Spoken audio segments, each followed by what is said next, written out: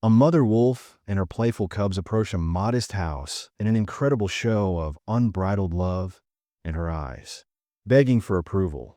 But it was one small baby's brave and endearing act. What transpired as this fearless cub pleaded to be allowed into the wolf that moved even the hardest hearts to tears. Home is the tale of roars, unanticipated compassion, unbreakable relationships with the wild. And, at the border of a peaceful neighborhood, surrounded by a big, untamed forest, lies the soft embrace of early morning light. A remarkable incident occurred that would captivate the hearts of everyone who saw it, and the locals were just starting to awaken, taking in the gentle whispers of the wind and the serene sound of the leaves, when an unexpected, from the depths of the forest, a mother wolf appeared, stately and elegant but, scarred by the adversities of nature, showed up with her brood of energetic cubs. Their innocent, inquisitive eyes glowed with a mix of hope and terror as, in the middle of this chaotic parade, one infant took a step closer to the human world. Unlike its brothers, who playfully ran around their mother, the wolf stood out. Little cub approached the scene with a purposeful gait and a face that could warm even the coldest heart. Doorway of a small house, its small body quivering not in terror, but within. Tabors, drawn by the strange sight, watched in hushed wonder as they made an earnest plea for shelter. The mother wolf's beautiful eyes begged for forgiveness and acceptance as she slowly backed her cub into the open entrance. Moment when the line separating the domestic and the wild became hazy, symbolizing nature's desire to connect with. The mother wolf, typically a formidable character, was in this heartbreaking and inspirational scene for humanity. In a simple act of ardent love, Independence had given up her wild nature. The bravery with which her cub approached the house and the gentle urgency in its gaze evoked feelings that raced. Among the spectators, some who had long thought of the wild as unforgiving and distant now discovered. They were moved to tears by the brave and sensitive act of a newborn wolf seeking comfort during this time of unexpected closeness between the comforts of home and the untamed wilderness soon become the town's tour of the town. Images of the heartwarming meeting flooded social media and news channels, igniting conversations about compassion. The potential for peaceful cohabitation between people and nature as an emergency and the moral treatment of wildlife. After emergency personnel and specialists in animal welfare raced to the scene, a strategy was put in place to guarantee that the mother wolf would be given the attention she needed and that the unique bond she shared with her cub would be maintained in the quiet lanes that bordered the woodland were softly illuminated by the sun in the early hours of that cool autumn morning. On the outskirts of Small House, a scene that would never be forgotten by anyone in the area. A mother wolf and her litter of cubs came from the depths of the forest, where a well-kept lawn and the untamed wild met. Its striking and exquisite beauty served as a reminder of nature's unadulterated splendor, intruding the mundane world of. Humans proceeded with cautious dignity alongside the mother wolf, who was strong but clearly exhausted from the difficulties of the wild. The deep amber eyes that glistened in the early morning light were an indication of Yinti urgency, a want for protection and a desire for companionship next to her energetic cubs. Played wildly and with a sense of childish enthusiasm. But in the midst of the chaos, one young cub stood out from the others, who scampered. This baby wolf approached the house with steady, purposeful movements, its little body full of pure mischief. Shuddered not out of fear, but rather out of a clear resolve. And as the cub approached the open doorway, an almost human-sounding impassioned plea. The crowd of witnesses, drawn by the unexpected sight, went silent when the disturbance woke up the neighbors, froze in their tracks, while others silently moved outdoors with astonished eyes while others stared out from behind curtains. With surprise and compassion, the baby wolf's big, mixed-race eyes, of desperation and innocence interlocked with those of a good-hearted woman who had just moved into the house. As though the cub was pleading with the woman in a whisper, "Please let me in. I need your help," whose name was Emily, had always had a unique bond with the natural world, and this morning she sensed a stirring in her heart as she observed the events. Instead of flinching in terror she called for assistance, and moved ahead calmly and deliberately. Emily's compassionate face was gentle as she opened the door further. The lines separating the human and wild realms appeared to disappear, and the infant wolf paused for a heartbeat before taking. A cautious approach into its diminutive shape created a dramatic contrast with the cozy, familiar interior of the house as the newborn wolf, whom Emily would later lovingly call Hope, made its way through the unfamiliar environment in which Emily's family had assembled. Captivated by the unvarnished demonstration of bravery and vulnerability by the living, Hope sat on the cool, smooth floor and gazed up with eyes that were filled with an almost hallowed silence. Contained a promise as well as a plea. It was an instance of unbridled emotion that impacted everyone in attendance, including those who had doubted the possibility of seeing wild animals. Observation of a creature seeking solace and care in a place that has only ever experienced the harsh realities of the forest. The mother wolf waited at the border of the land outside the human home. She assumed a watchful and wary stance while watching Emily and her family connect with Hope, her eyes darting. It seemed as though the mother wolf understood with a mixture of relief and fear that this act of goodwill might prove the secret to her cub's survival. The scene evoked strong feelings of sympathy in the neighbors, many of whom recalled tales of their own early experiences with wild creatures that helped them to overcome their anxiety and love, while local news swiftly began to report on the incident. Within hours of the incident, social media was ablaze with conversations about the remarkable encounter in the neighborhood. Heartfelt remarks and pictures of the infant wolf were posted by people from far beyond the area, and many stated that they had never seen an instance of interspecies relationship so unadulterated and authentic. One that revealed something really human in the hours that followed, surpassing the typical themes of peril and wilderness. Emily and her family acted right away to make sure that the strange surroundings they were in wouldn't undermine their hope. Created a tiny, safe area close to the house where the cub could sleep without risk, and animal welfare specialists showed up attracted by the story's rapid dissemination and praised the family for their sympathetic reaction. They clarified that although wild animals often stay away from people, even the smallest gestures of kindness can build a connection that not only aids in the animal's recovery, but also increases awareness of how vulnerable wildlife is to constantly advancing humans. World of the morning, as Hope gingerly investigated her new environment while her mother watched over her. Outside, a subtle change was occurring. The initial astonishment and doubt were replaced by a fragile trust. With tears in her eyes, Emily, the domestic, and the wild share a delicate yet potent bond. Realized that this encounter was a chance, a deep moment of convergence, rather than a random accident. Want humanity and nature to unite in a common act of healing. Jack, a local, a hiker who saw the entire incident later, described the beauty and sadness of that morning in his journal. Explained how the small cub's brave, unassuming entrance into the house had served as a reminder to him that kindness has the power to change all living things, regardless of how untamed or injured they may be. His remarks reverberated throughout the neighborhood, igniting discussions about empathy, the sanctity of life, and the surprising ways that nature has healed itself in the days that have followed. The touching experience at Emily's house changed from a single instance of interspecies contact to a moving morning, linked to a very personal path of healing, growth, and recovery. As the courageous newborn wolf, Hope, started to adjust to her new surroundings, Emily and her family committed to fostering her physical health as well as the fragile relationship that had developed. Emily, who had always been drawn to the wild by her compassionate nature, soon discovered that taking care of Hope was much harder than she had anticipated, and the little cub was still carrying the raw wounds from a childhood spent primarily in the forest shadows, was inherently wary of others despite her.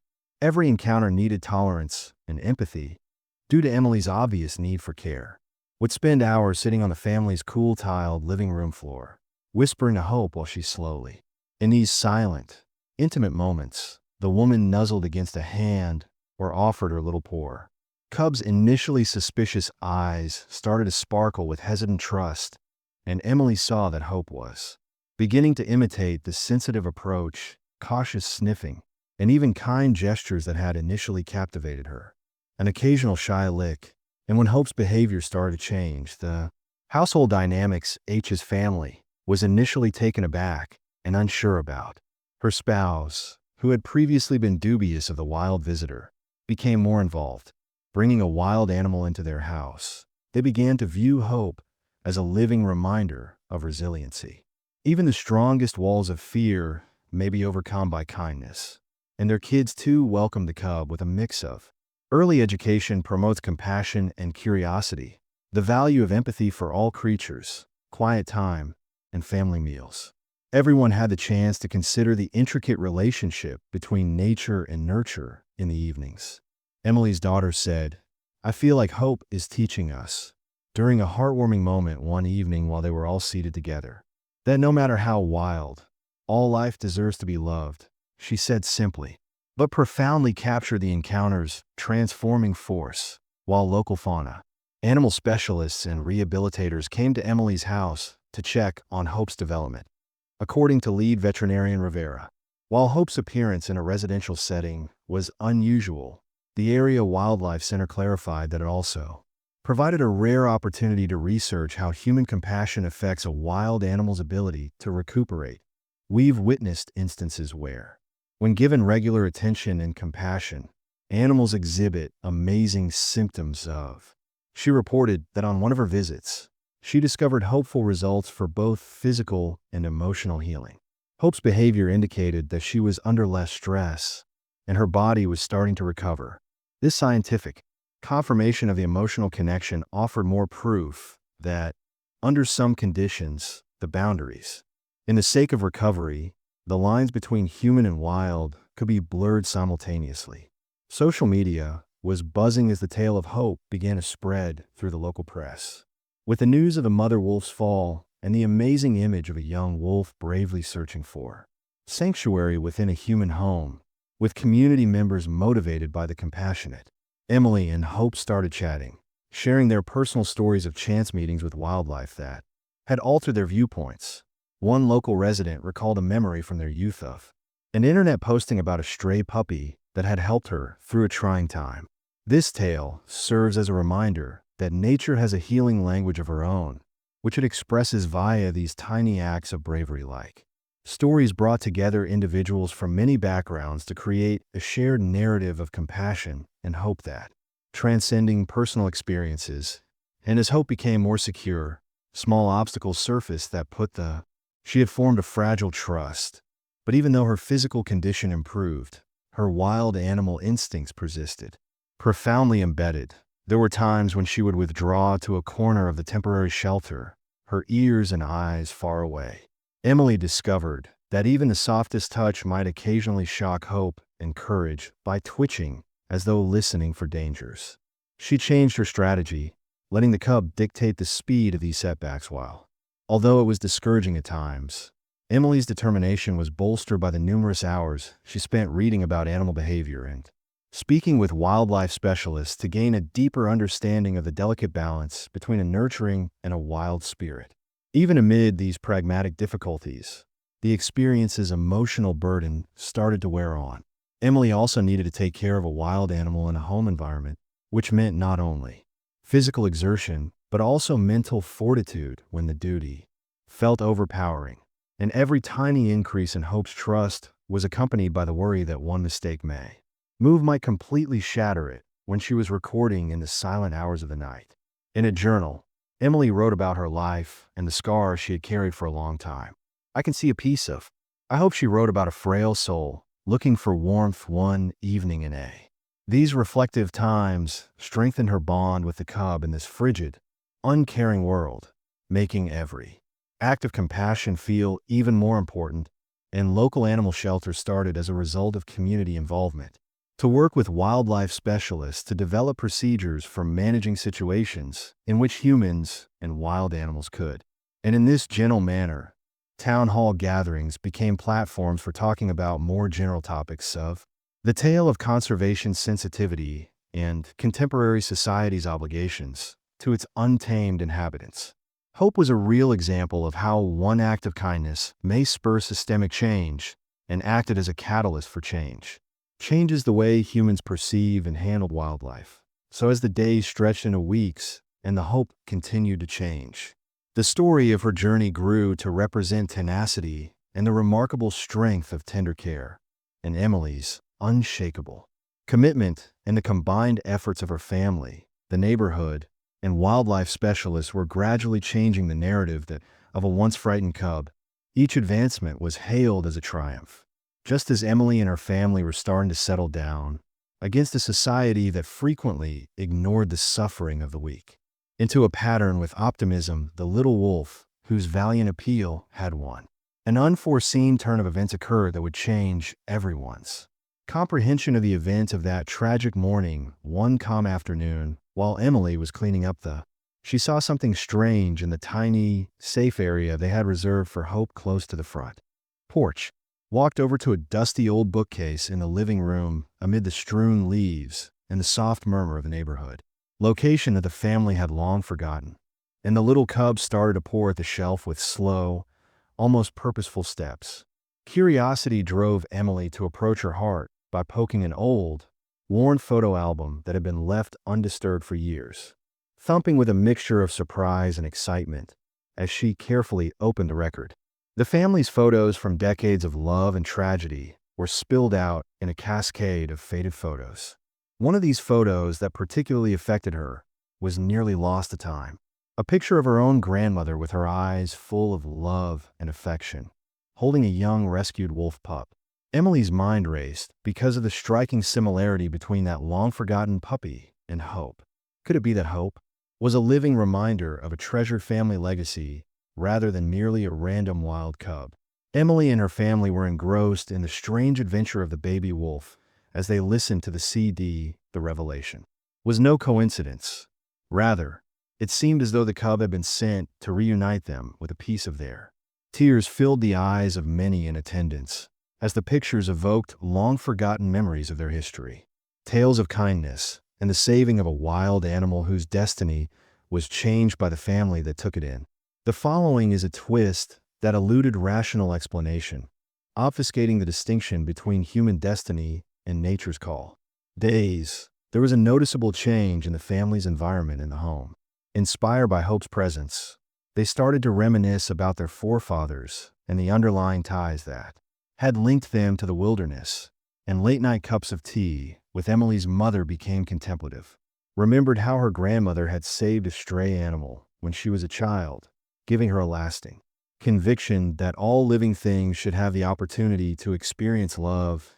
The photo album had become a catalyst, bringing these ancient customs and establishing a link between the past and present as the community learned of the finding. Elderly people and local historians shared anecdotes that related to the family's experience with Mr. Redbird.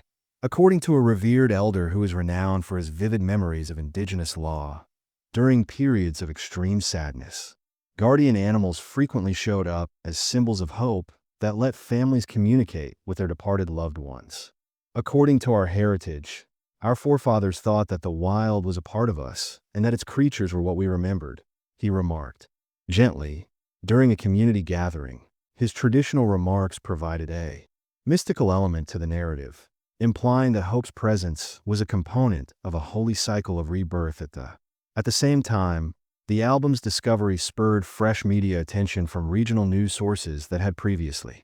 After reading the touching story of the mother wolf and her cubs, they turned their attention to the amazing revelation that connected the infant wolf to the family's legacy through heartfelt family interviews scattered with. Viewers everywhere were moved by the album's evocative pictures, which inspired awe and longing. As people shared their own stories, social media was ablaze with messages using hashtags like legacy of love and wild heritage. Tales of re-establishing ancient customs through chance meetings with nature, but not all responses were completely endearing. While some skeptics contended that the similarity between Hope and the old family portrait was only accidental rejection of the narrative as an example of wishful thinking, but the intense emotional reaction from the community and family, as well as the indisputable strength of the pictures, demonstrated that a deeper force was at play. The twist had turned a straightforward act of rescue into a story that linked the historical identity with the transformative. This realization sparked a renewed sense of empathy for Emily. Purpose in her notebook, which she wrote today, I've come to understand that Hope's path into our home was not an accident. Rather, it was a message from the past that she carries with her, the echo of a loving legacy.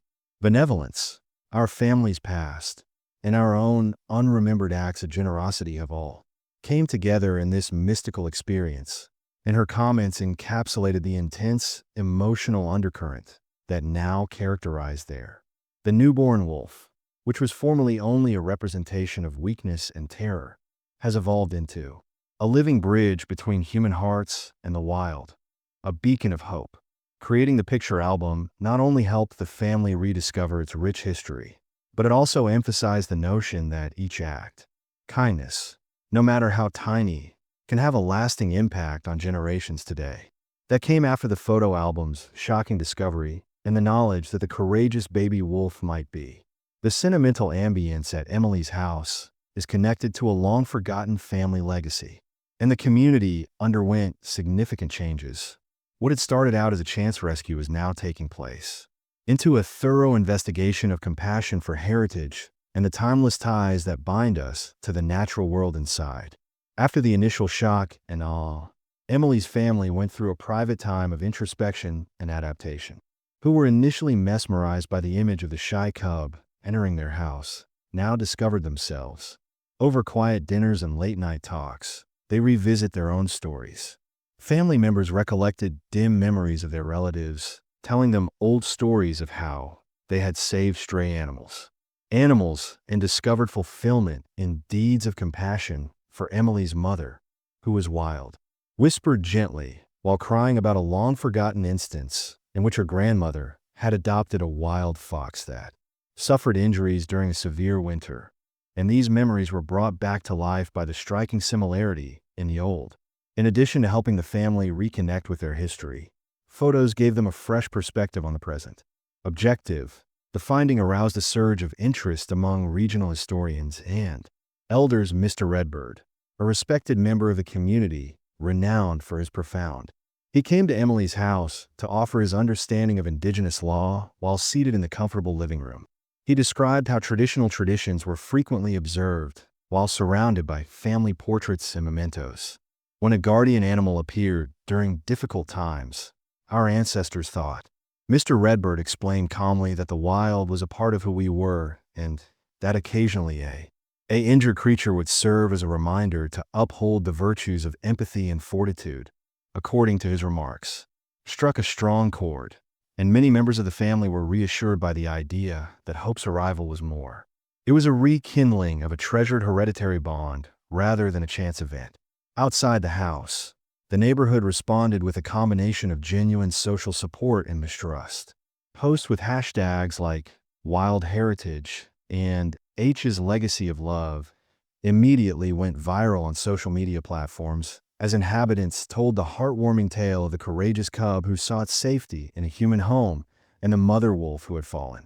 Previously concentrating only on practical matters, community meetings now also passionate conversations over the significance of protecting the region's biodiversity and reestablishing the traditional methods of kindness. In a town hall meeting with an elderly citizen whose speech was colored with nostalgia brought to mind tales from his early years of untamed creatures that had previously given distressed families hope.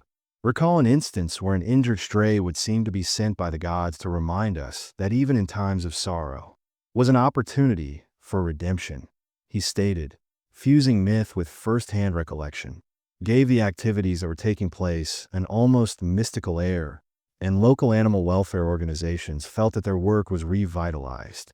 By the time of the revelation, volunteers started planning community outreach initiatives and educational seminars with Hope's tale is a potent illustration of how love can change even the most defenseless beings, like this tiny CB, become a representation of what we can all accomplish if we have compassion, one volunteer said during a fundraising event there. Collaboration between wildlife experts, local schools, and community centers was spurred by newfound excitement. intending to increase understanding of the value of compassion for wild creatures. But not everyone was. The tiny group of pragmatists, who were eager to accept the mystery of the discovery right away, warned that, even if Hope and the old family portrait looked a lot alike, we should exercise caution because it could just be a coincidence.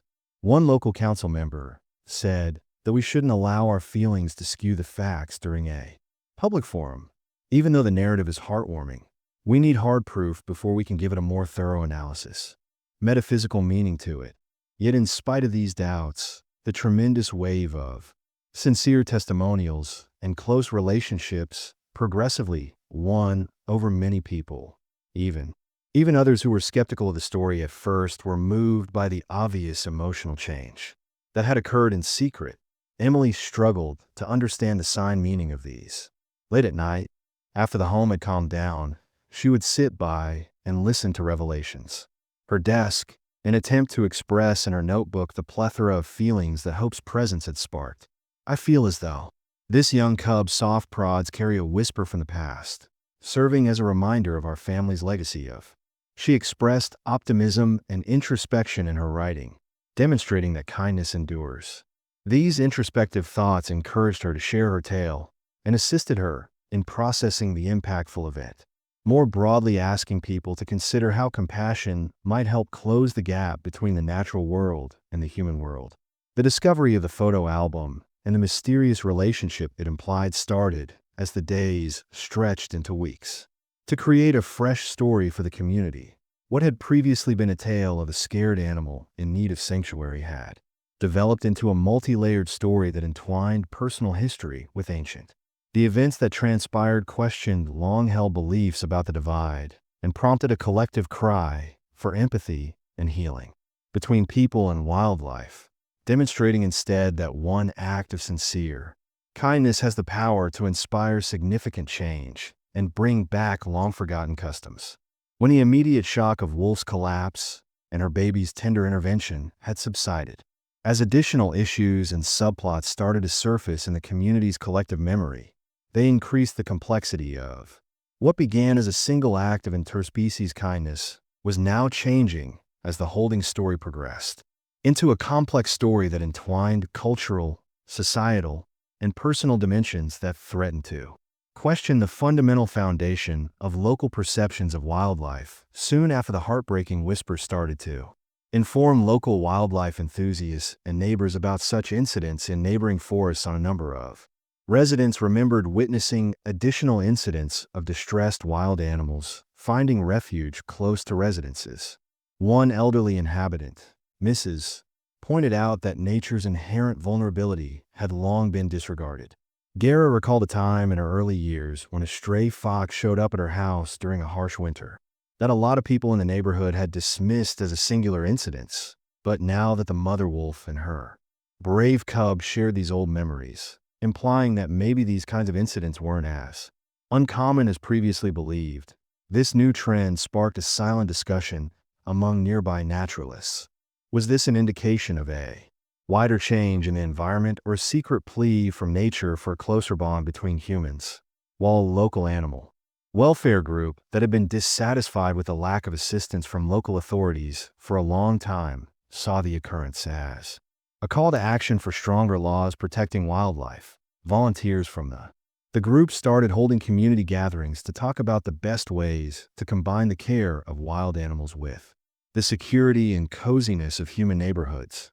Although some locals opposed Noble's attempts, officials who contended that permitting wild animals to freely enter human homes might be risky and unpredictable tensions increased as public opinion became further split between those who perceived the incident as a uplifting appeal for empathy and those who were concerned about the possible mayhem of erasing the distinctions between the wild and the home. In the midst of these outside discussions, internal family dynamics also started to make things more difficult. Emily, the kind homeowner who had welcomed the infant wolf into her home, found herself growingly conflicted between her practical family problems and her profound empathy for the forest inhabitants. Although her spouse and kids were first touched by the remarkable experience, they quickly voiced concerns about the long-term effects of welcoming a wild animal and safety precautions. Family conversations that initially focused on the moment's purity gradually became filled with inquiries about the obligations they were prepared to accept and the potential impact on their life. Be disturbed by such an erratic visitor. These private issues compelled Emily to face the long-standing dispute. There's a parallel between the want to defend one's own house and family and the desire to assist. Issues involving the preservation of local culture and a well-known community elder. Mr. Redbird is renowned for his extensive understanding of Native American customs. Approached Emily with a fascinating idea, explaining that wild creatures are protected by ancient local law. Mr. Redbird explained that persons who displayed bravery or tenderness in particular were regarded as sacred messengers. Stories about how a wounded animal's appearance could signal a moment of healing and reconciliation during communal strife. He urged Emily to think of reconciliation as a link between the natural and human worlds. A good deed could not only save a person's life, but also revive a.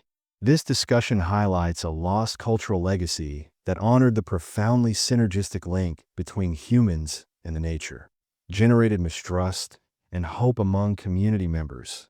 Yet many welcomed the notion of reestablishing ancestry.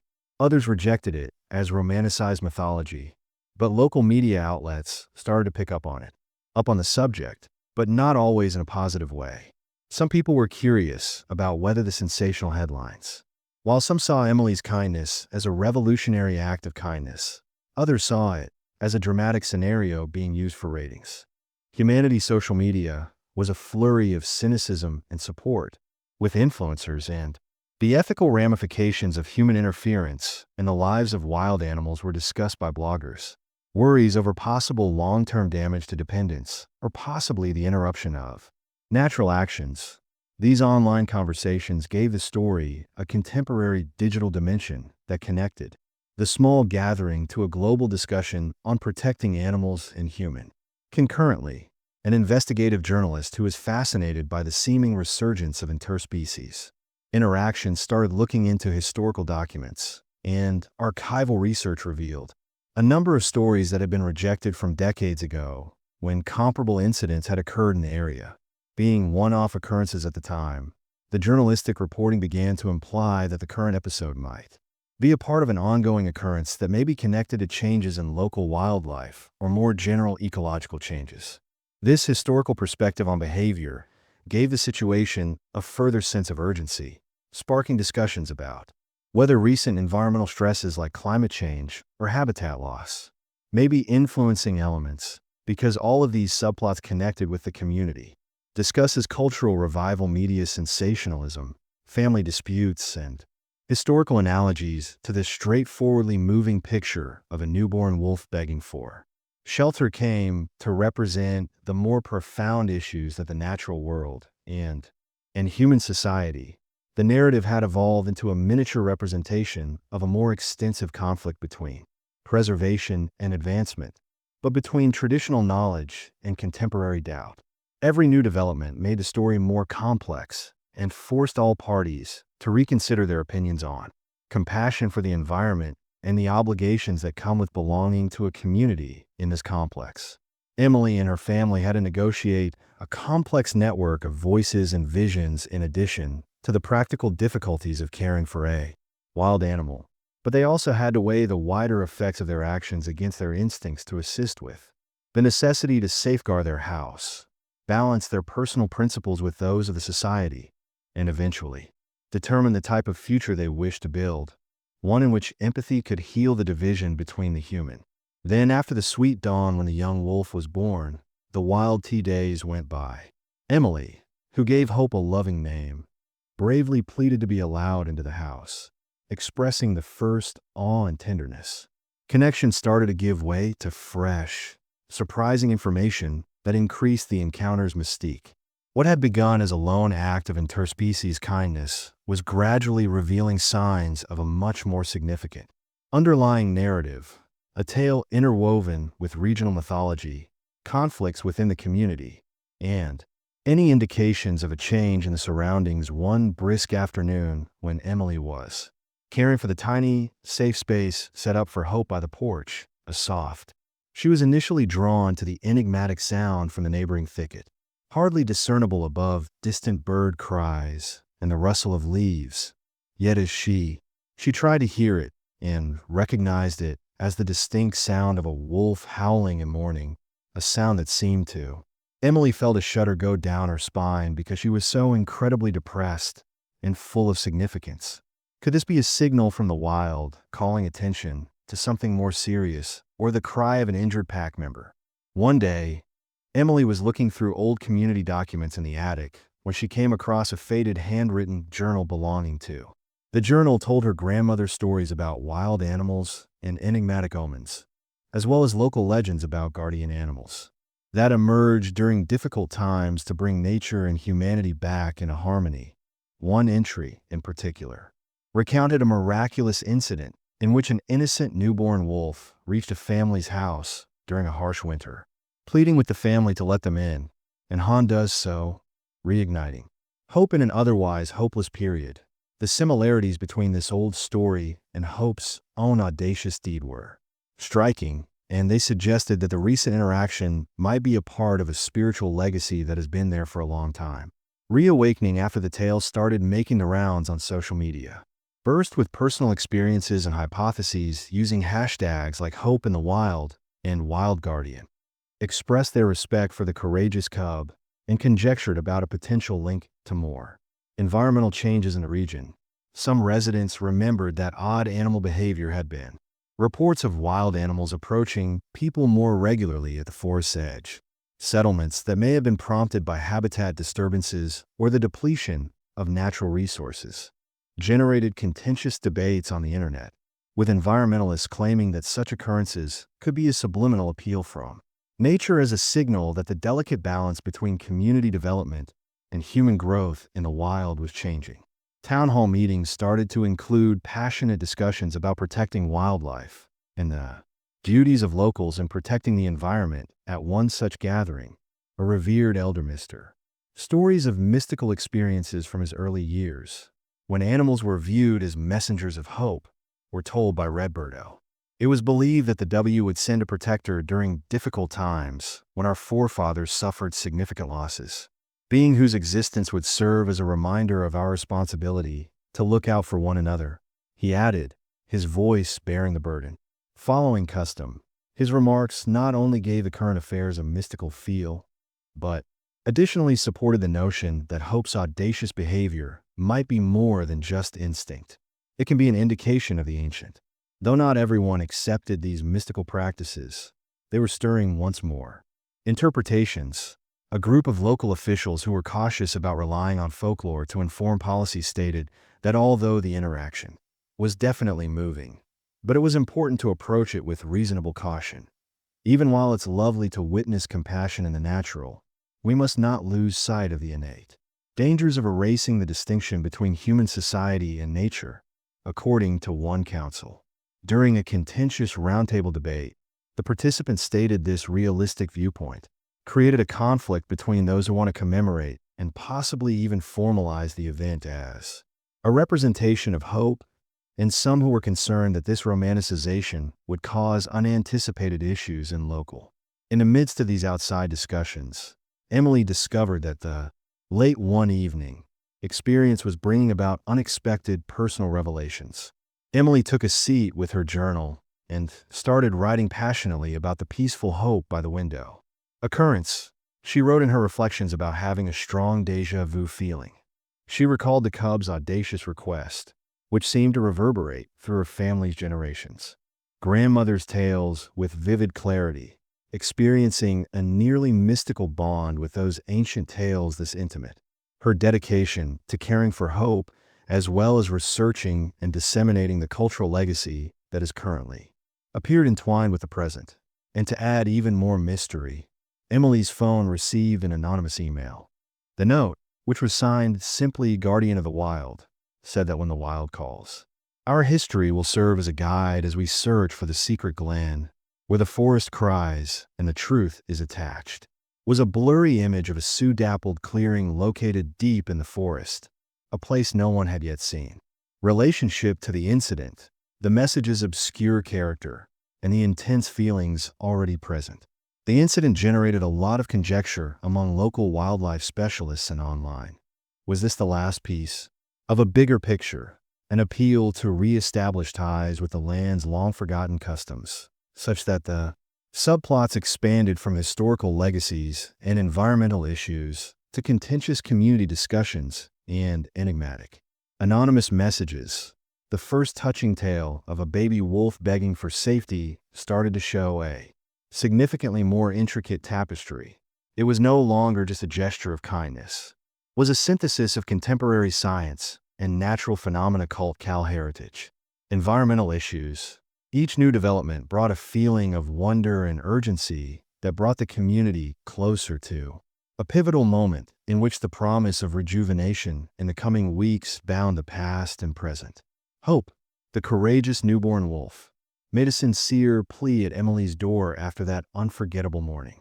Deeper connections between the individuals were revealed as fresh and intriguing strands started to entwine with the main plot, and extending what at first seemed to be a solitary, sensitive moment into unforeseen realms, was slowly unraveling into a diverse tapestry of environmental concerns, cultural legacies, and personal experiences that struck a chord well beyond the immediate family. One such subplot arose when Emily was visited by a local.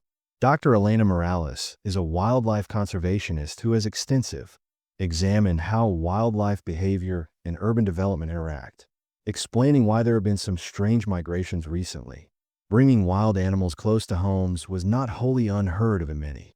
When urban encroachment causes habitat changes, animals are forced to look for new food and shelter sources, she said.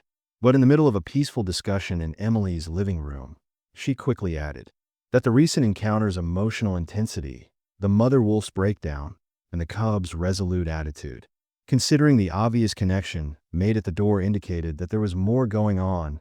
Dr. Morales' insights presented a scientific viewpoint that connected changes in animal behavior to environmental stressors, and suggesting that the event might be an indication of more significant ecological shifts impacting the area at the same time. Assemblage of regional historians under the direction of Ms. Redbird, a revered elder with a profound relation to indigenous law, started by collecting community members' accounts of their previous experiences with wild animals. They were thought to be signs of rebirth, Mr. Redbird told an old. During a particularly severe winter, a rescued wild cub was once thought to be a sign of recovery. He revealed decades ago that during those times, families who showed kindness to these animals were thought to be endowed with wealth and harmony, and his stirring tales gave them a supernatural quality to the story, supporting the notion that Hope's audacious deed was not just a singular incident, but rather a revival of long-forgotten customs that linked the natural world and the human community, such as these academic and ecological. The personal story that is developing on Emily's home social media platforms is interwoven with other threads. Started to gain popularity because the post from renewed energy using hashtags like Kango Wild Heritage. The Chachin Guardian of Hope began to gain popularity locally as people shared their personal encounter recollections. One local teacher's essay on wildlife that had transformed their lives explained how an unexpected her childhood encounter with a stray animal ignited a love for environmental conservation that has lasted a lifetime. In addition to offering emotional support, digital tales served as a link between the past and current events, promoting a deeper collective comprehension of the Emily's household incident, the internal. Her family's dynamics started to change as well.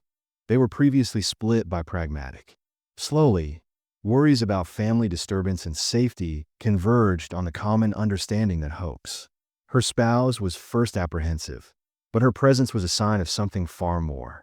Began taking part in conversations regarding the consequences of having a wild animal so near to home. By fusing old wisdom with contemporary conservation techniques, their kids also started drawing drawings of the wolf family and crafting little narratives that encapsulated the enchantment and enigma of the encounter. In addition to aiding the family in processing the event, artistic expressions changed the way they interacted with environment, turning apprehension and dread into pride and a sense of responsibility without. Everyone was completely in favor of this new story. However, some local officials and skeptics claimed that, while it's moving, we must avoid romanticizing what was essentially a crazy encounter through such emotive interpretations. During a neighborhood forum, a council member cautioned that one should not allow nostalgia to trump reality. This practical viewpoint sparked contentious discussions that brought to light a long-standing conflict in the community, the conflict between adopting a romanticized, even mythical relationship with environment, while keeping a realistic, open-minded perspective on fauna. These conversations frequently filtered into local media, where opinion articles questioned if such symbolic acts of kindness should either stay in the domain of personal sentiment or have an impact on public policy. An anonymous note that was left at Emily's door one evening added a new layer to the developing plot. The keeper encouraged the beneficiaries to gaze past the door, where hope used to be, by signing a poetic script that flowed. In addition to the message, there was a fading map showing the hidden grove where nature's memory endures. According to local legend, a remote clearing in the middle of the forest serves as a haven for injured and missing wildlife. The mysterious message suggested that what was happening could be a part of a greater, almost divine cycle of rebirth. It had been going on for generations, and this enigmatic remark stoked interest even more, encouraging local activists to plan an investigation trip to the grove in the hopes of learning more about the historic customs that could. Through all of these changes, Emily found herself at the nexus of contemporary empathy and hope's ARL. With long-standing custom, her own experience of raising hope had developed into a complex movement that engaged historians, scientists, activists, and community leaders who are all working to recognize and respect the fragile relationships that exist between people and the natural world, and each new storyline derived from scientific discoveries. Of Dr. Morales to Mr. Red Bird's historical understanding, and the mysterious anonymous letter enhanced the story and highlighted the importance of the first act of compassion. This synthesis of history, emotion, and facts not only strengthened the enigma, but also strengthened the demand for structural reform and a reconsideration of how society engages with and values the natural world. When the story's multiple threads intertwined, the Emily's House incident changed from a touching rescue into a representation of the tenacity of hope and the transformational potential of compassion. As word of the dramatic meeting between Hope and her mother circulated throughout the neighborhood, soon, the astonishment and warmth gave way to a developing tension and a deeply ingrained conflict. When a baby wolf bravely begged to be allowed into a human family, it started as a single act of kindness, already igniting heated discussions and appending long-held notions about the wild and humanity. Neighbors Che as wildlife advocates at a town hall meeting in the neighborhood community center, and the meeting room was bustling with local officials as they convened to examine the ramifications of this unprecedented incident. There is a lot of expectation among those whose opinions will shortly clash over the future course of the local fauna. On the one hand, fervent advocates criticized administration and community involvement, the necessity of reestablishing a relationship with nature, and an invitation to accept the spiritual legacy that this meeting suggests is not merely a singular incident. One activist said, her eyes sparkling with unshed tears, it serves as a reminder that we must pay attention to and take lessons from the messages of hope and healing that the wild sends our way. But standing in striking contrast. In contrast, some practical officials said that though the incident was unquestionably emotional, it shouldn't change.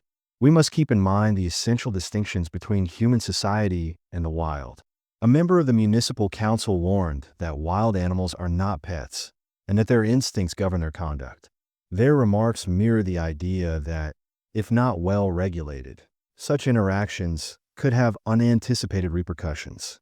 Cautious skepticism that has long been present in discussions of local governance, stressing the need of scientific precision above. Emily found herself torn between these idealized interpretations during the contentious debate. Conflicting opinions based on her personal experience, seeing Hope's kind almost human plea at her door had made her feel incredibly amazed. But the Growing worries about her safety and the possible upheaval of the natural order started to consume her in a moment of vulnerability when she spoke to the crowd. Her tone faltering, yet resolute eye recognized the importance of exercising cautious, but what we witnessed was not only an instinctive wild animal. Rather, it was a purposeful, sincere plea for assistance that went beyond the typical barriers separating humans and the natural world. How can we overlook the notion that this incident is a part of a larger, possibly even sacred cycle of rebirth? Caused a flurry of whispers in the room, including those of local historian Mr. Redbird, whose earlier stories about guardian animals had moved many people, and they stepped up to speak up because our forefathers thought that in times of extreme adversity, the wild would send a sign in the form of a little creature that, simply by existing, would remind.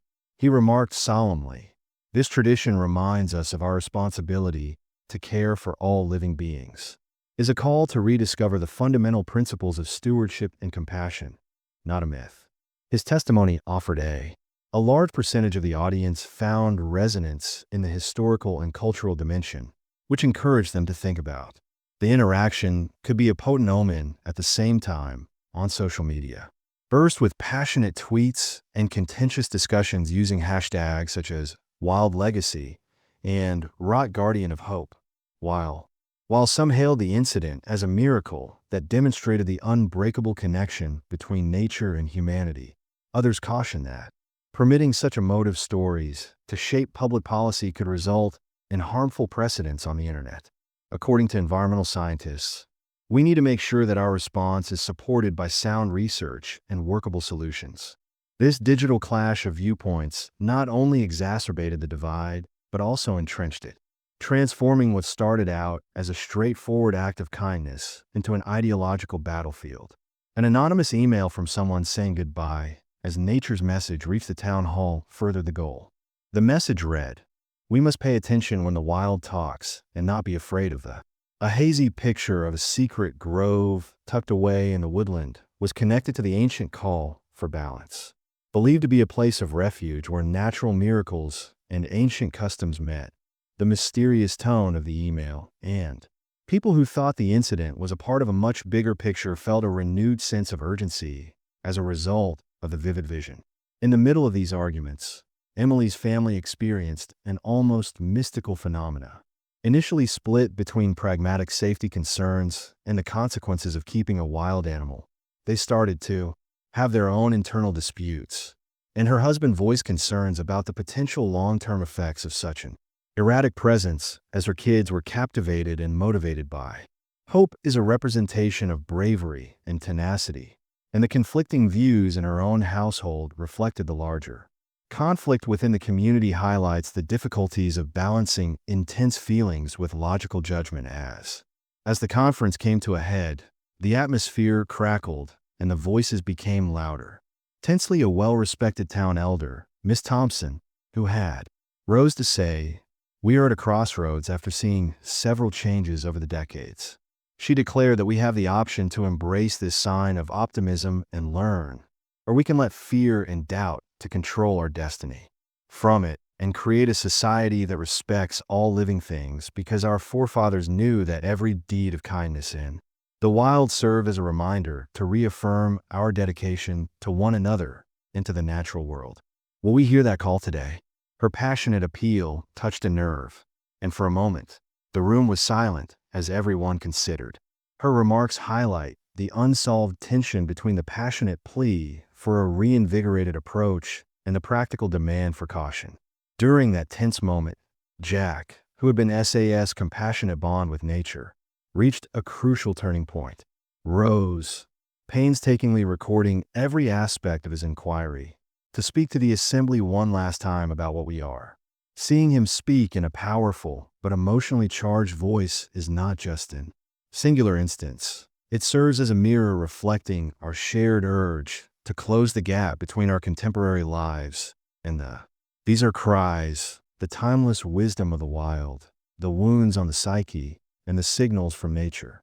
We must determine as a community if we will continue to provide assistance that we cannot ignore, live in dread and apathy, Or do we rise up and respect the compassion that has been inherited?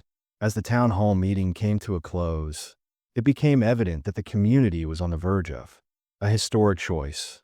Would they retreat or organize a coordinated reaction to safeguard the weak? The tension was evident in both the action and the safety of doubt.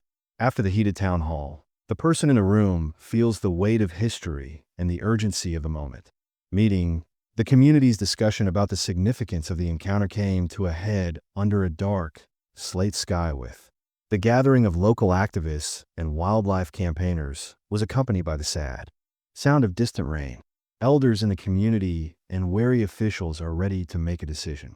Everyone in the community center's room was filled with excitement and unfiltered emotion as they recognized that the time had. Jack, Officer Ryan, and Emily came to take action in response to the collective call for change. At the forefront of the conversation, Jack Sue's voice blended into a single plea for justice and rebirth.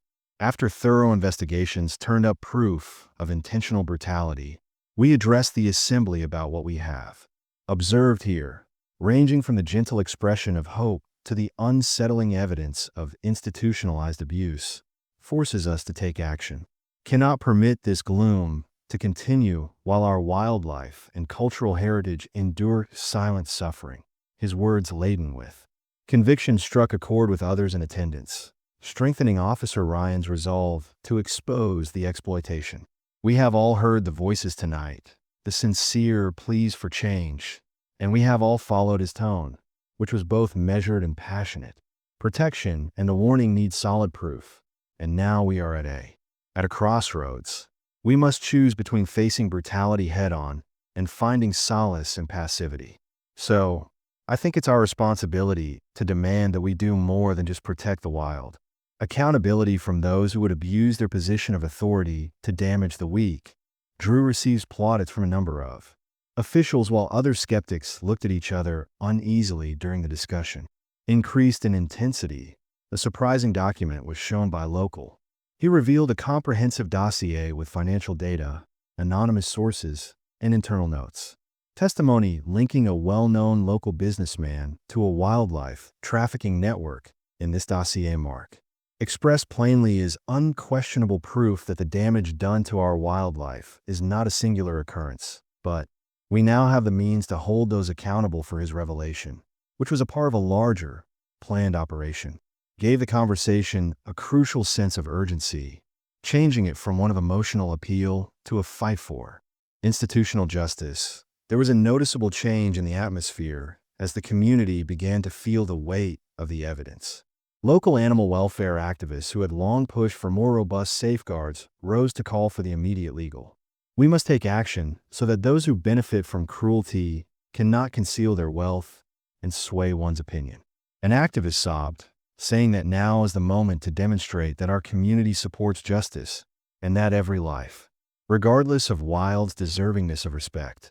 Her remarks inspired a chorus of approval, echoing throughout the hall. Yet in the midst of this fervent enthusiasm, a handful of cautious officials reminded everyone of the necessity of rigorous legal procedures while justifying our feelings. A top council member warned that we must make sure that everything we do is supported by total, indisputable proof that we haven't. Together, we can create a case that not only penalizes the wrongdoers, but also implements improvements. Despite being measured, the structures that let such exploitation to thrive did little to change this viewpoint. In order to stifle the surge of group determination during a decisive moment, the task force suggested a dual approach. First, they would initiate legal action against the accused parties and make official complaints using the enormous evidence they had gathered. At the same time, they would set up a separate supervision group made up of legal experts, community representatives, and wildlife specialists, and perhaps local indigenous group leaders.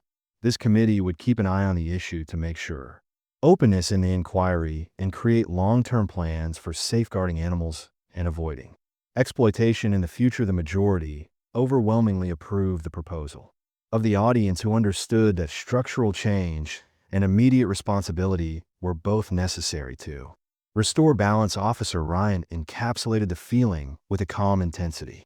Today, we resolve that no act of cruelty shall go unpunished. and we pledge to pursue justice for all, create a route that will safeguard our wilderness for future generations." He spoke with unyielding resolve.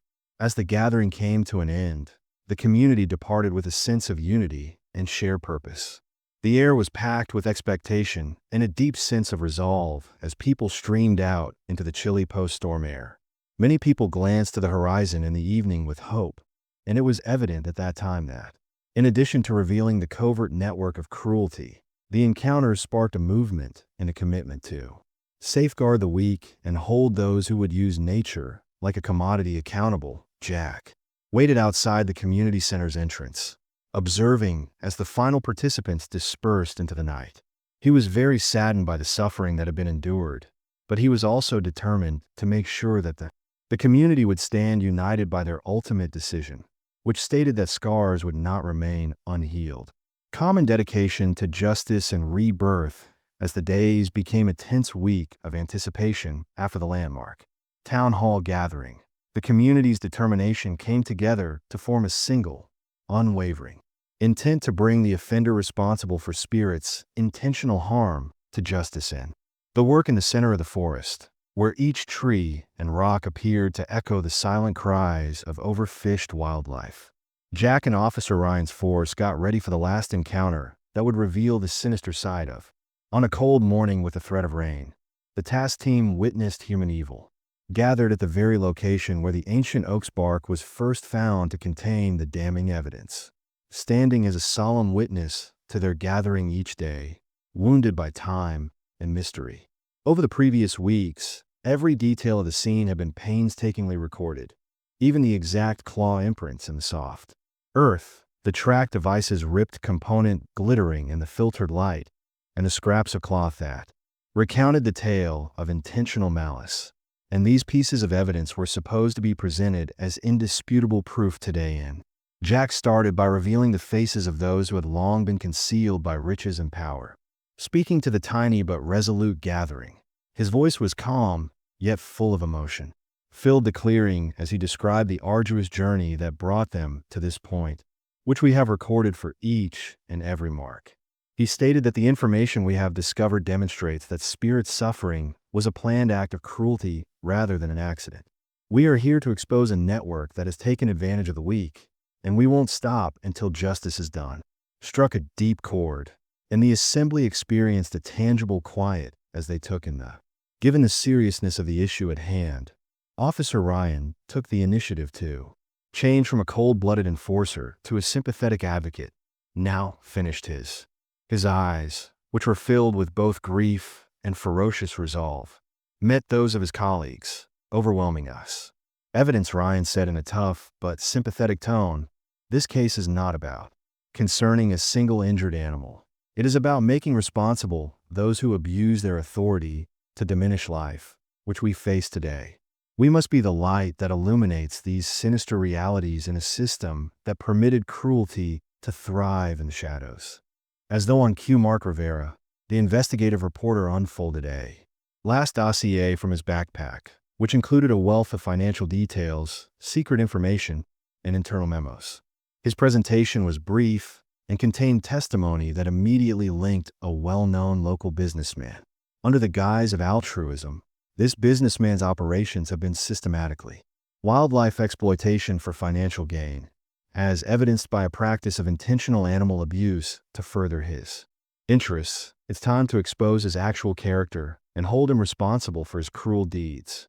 Mark's revelations caused instantaneous gasps and whispers to reverberate across the assembled audience, including those who had maintained their careful neutrality, was no longer able to disregard the significance of the evidence that the community, already torn between pragmatism and emotion, now had to make the unavoidable decision to stand by and permit systemic brutality to persist or to come together in a final act of reform and retribution.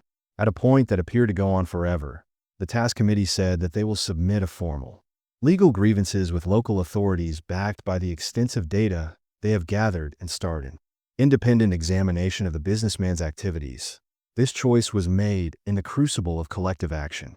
Sorrow and unwavering resolve were greeted with a flood of acceptance and solemn optimism. Jack said, his voice quivering with resolve. "This is our stand. We will. Today, we take back our duty to protect and not allow cruelty to go unpunished. The defenseless, and to restore the wild's dignity." When the gathering at the clearing drew near, gloomy clouds started to break, and the first hesitant rays of dawn peeked over the horizon, marking the beginning of a new chapter. The community departed the scene with sorrow, but there was a renewed sense of purpose when local law enforcement received a thorough briefing, and dedicated started the legal proceedings while the autonomous task force organized to carry out its inquiry with a pledge of openness and responsibility at that last mesmerizing instant. As the rain subsided and the early morning light filled the clearing, each task force member experienced the confrontation had revealed not only the concealed cruelty behind spirit suffering, but also a rush of communal resolve, but had also sparked a structural change movement, promising that the weak would no longer be exploited. The weight of the past could no longer be permitted to fester in the shadows of power. Jack, standing beneath the ancient oak, with the promise of the future blending in his eyes, he bowed quietly to spirit and to himself, saying, "Your suffering has not done in vain, and we will continue to fight until all voices are heard and all injustices are." The fact that the clearing, once a silent witness to cruelty, had developed into a haven of hope is evidence of the unbreakable connection between the resilient spirit of the wild and human compassion that stormy night when the wind, as the rain pounded the woodland floor and howled through the old trees, everything culminated beneath the sky of the community's struggle for justice reached its climactic moment under tumultuous, gloomy clouds, and Jackie officer. In the clearing, where each piece of evidence had been found, Ryan, Emily, and the other members of the task force assembled, been meticulously recorded. The great oak towered over its twisted branches that appeared to be silent witnesses to the impending truth silhouetted against the lighting. Be revealed in the clearing, each element conveying a narrative. The exact moment Lee, the ripped piece of high-tech tracking device glinting on the soft, muddy ground with claw marks engraved into it. The faded remnant of a ripped necklace and sporadic light combined to create an unquestionable story of intentional brutality. As Jack examined the evidence and realized that Spirit's suffering had been planned, his pulse raced. The revelation was both created by human hands and not by the chaotic forces of nature. Devastating and inspiring, it demonstrated that this was not a singular act of bad luck, but rather a planned attack on. Officer Ryan, who was at risk, came forward, his voice piercing the din of the storm we had assembled. Unquestionable evidence that this brutality was intentional, he declared in an authoritative and emotionally charged tone. His remarks struck a chord because we now stand not only for Spirit, but also for all living things that are taken advantage of by this system of oppression. Every sentence is a rallying cry against the darkness that had long engulfed the woods at that time, spreading through the clearing. At that same time, a shadowy figure appeared as though called by the roaring intensity of the moment. The figure proceeded slowly and deliberately as it emerged from the thick underbrush at the border of the clearing, entering the. All eyes were on the visitor for a heartbeat in the pool of flickering light beneath the oak, whose presence. The figure wearing dark attire validated the task force's worst concerns, and paused before speaking while wearing a dejected expression. "I was a part of it," the stranger said in a quivering voice, with words that were a mix of resignation and remorse. "That I was a part of the. I never intended for the surgeries that hurt Spirit to get this bad, but I was caught in a system that prioritized business over life." The revelation shocked everyone in the group. The last terrible piece that linked the intentional brutality to a larger problem was the naked and uncensored confession. Network of exploitation. Jack gripped his diary with shaking hands, dreaded this moment, but it validated all the uneasy suspicions that the revelation of human malevolence had been at. The investigation was changed from a personal act of rescue to a full-scale one due to the agony of the heart fight against structural injustice during that thrilling rainstorm. Officer Ryan's eyes filled with unshed tears as the area faded into a spooky, anticipatory silence. He whispered softly, his voice echoing with a mixture of grief and rage, This is the moment we've been fighting for. Resolve that this atrocity cannot go on since the truth has come to light." And his statement agitated the gathered task. Therefore, we must now make sure that those accountable for their activities pay for their actions. Force into action, their expressions grimly determined, and the mission was now recorded after the shadowy creature's confession. Forces acted swiftly to ensure that every evidence was secured, including retaking photos, recording statements, and capturing every piece of documentation that was painstakingly compiled by investigative journalist Mark Rivera. Recorded the entire event on camera to guarantee that it would be aired as evidence of the community's unwavering call for justice, which is now supported by. The stranger's heartfelt admission created a compelling argument that the locals could no longer ignore. Suddenly, the tension in the area reached its peak as the first rays of morning broke through the remaining darkness. The community's collective resolve was evident at zenith, a pledge engraved in every resolute expression. Jack's journey, which started with a single act of the weight of a far greater purpose, now weighed on compassion, and he understood that the encounter with this network of exploitation was just the start.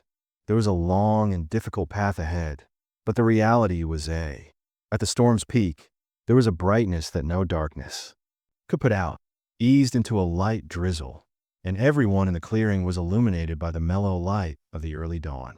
Realized that the need for justice had permanently altered their life, started by one wounded wolf's anguish, and had grown into a movement that would not stop until every. Officer Ryan's eyes were still shining from the emotional toll of the cruelty scandal, which was discovered and eliminated, pledged to act as guardians of the wild while ensuring that all exploited lives had a voice. Today, we take back our duty to safeguard the weak and respect the words of the real spirit of the wilderness. We're a solemn pledge, an array of hope for a time when kindness would prevail over. The last pictures of that night's rain-soaked evidence were heartbreaking as the group left the clearing.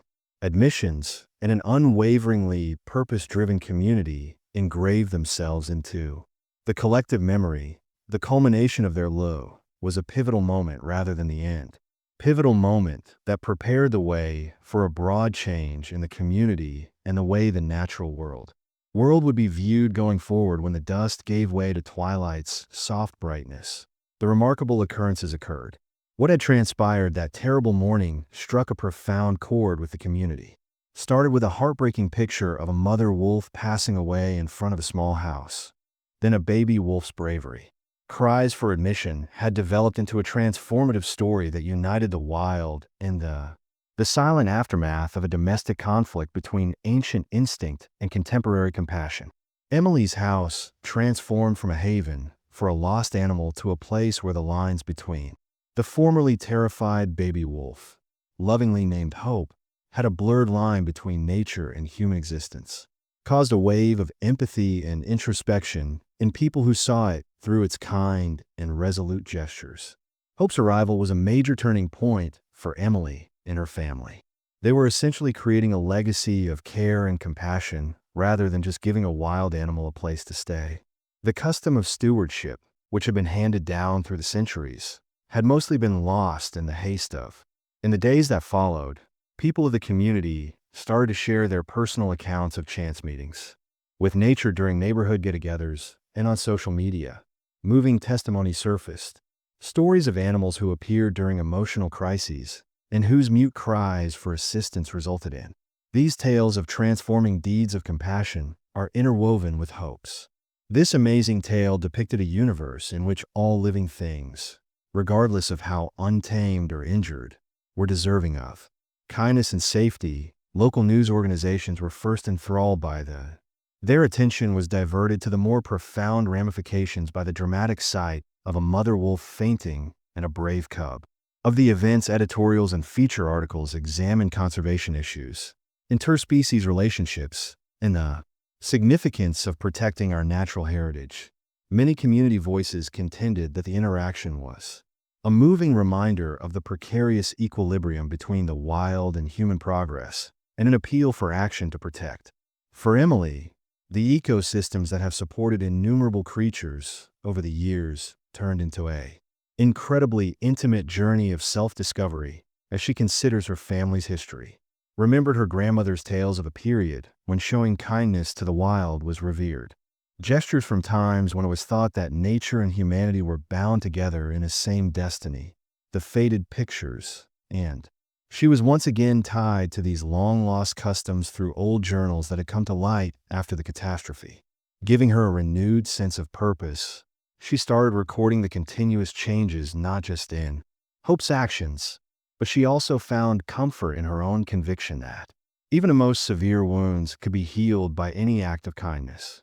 Event also spurred a larger community discussion over people's moral obligations to the town hall meetings in the natural world used to focus on uninteresting local matters, but now become forums for lively discussions about protecting wildlife and promoting sustainable coexistence. Environmental stewardship activists contended that the incidents served as a reminder of the need to quickly restore a peaceful coexistence with nature. They suggested projects ranging from improved wildlife corridors to these initiatives not only seek to improve educational programs that teach kids about the beauty and fragility of nature, but help stop disasters in the future while also paying tribute to the legacy of kindness that had been so strikingly illustrated that morning. But there was still silence amid the flood of hope and solidarity. Cautionary undertone among certain community members who were affected by the emotional. The efforts of resonance of hope emphasize that wild creatures must eventually stay wild, and that there may be unanticipated repercussions if the boundaries between human civilization and nature are blurred. These voices of, however, the minority's doubts served as a reminder that even the most touching tales are nuanced and complex, needing thoughtful consideration and well-balanced response. And as the weeks stretched into months, the enduring effects of that incredible morning became apparent, and Emily's family was brought together by their common experience, adopted a way of life that honored both contemporary conveniences and the untamed splendor of their native environment. Originally a simple shelter, it has evolved into a thriving center for community involvement, location where people congregated to learn about the old world, support local conservation initiatives, and exchange stories. Custom that connected them to the land in a last moment of contemplation as the sun. Emily sat calmly as it fell below the horizon and created long shadows on the porch where Hope had first entered. Together with her family, they had a quiet conversation about the day's significance and the baby's gentle yet unwavering bravery. It was evident that the wolf that had imparted empathy and resiliency to them all was not only a passing encounter, but the start of a new chapter serves as a reminder that every act of kindness has the capacity to transform lives and to encourage communities to support the weak. We appreciate you being a part of this unforgettable journey of hope, resiliency, and compassion's transformational power. If the tale of the mother wolf and her courageous young, as well as the remarkable manner a baby wolf's cry for safety affected if the sentiments of a whole community have touched you, then like and subscribe to our channel. We encourage you to watch this movie and leave a comment below with your ideas on how even the simplest actions of kindness may stand with us and help close the gap between humans and the wild. Stay tuned for more motivational stories as we continue to discover and preserve the natural beauties that enhance our lives. Tales that honor the deep ties that exist between people and the natural environment and serve as a reminder that there is always hope available.